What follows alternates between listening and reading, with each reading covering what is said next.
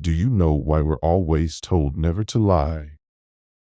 Because of my playful lie, I became the town's fool. Let me tell you my story. When I was a boy, my father used to send me out to the fields each day to watch over his sheep. My father said that it's important work, son. You must keep a sharp eye out for the wolf. I nodded lazily. I was bored out of my mind, so I thought, let's liven things up a bit. I thought, let's play a trick on the villagers. Wolf! Wolf! Wolf! I cried all over the village. Everyone grabbed whatever tools they could find and rushed with me towards my flock. But when they got there, all was peaceful. The lambs were grazing grass as usual. They didn't see any wolf. I laughed. Ha ha! Fooled you all! None of the villagers laughed with me.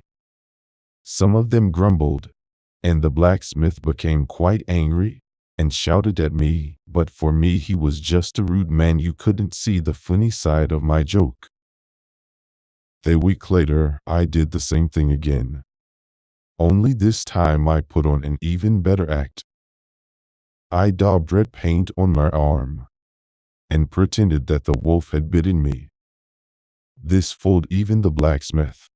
He was on his guard after the last trick I had played. Everyone rushed with me this time with more determination after seeing my blood. But they couldn't see any wolf again, only sheeps. I laughed again and said, Fooled you twice?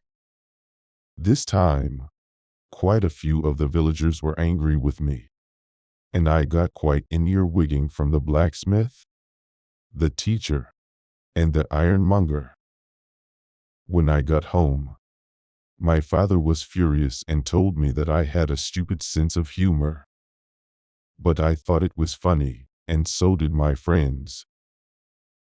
About a week after that, I was sitting up on the hill watching my father's sheep as usual. It was getting on for evening, and the sun was setting behind the forest. I would have to spend the night out there. And oh, how lonely and bored was I. The flock was running around and bleating like they had all gone mad. Only they hadn't.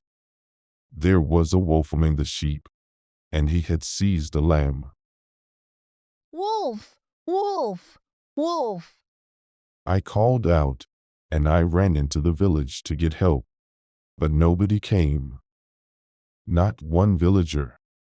They carried on doing whatever they were doing, eating supper, drinking ale, or finishing off their work for the day.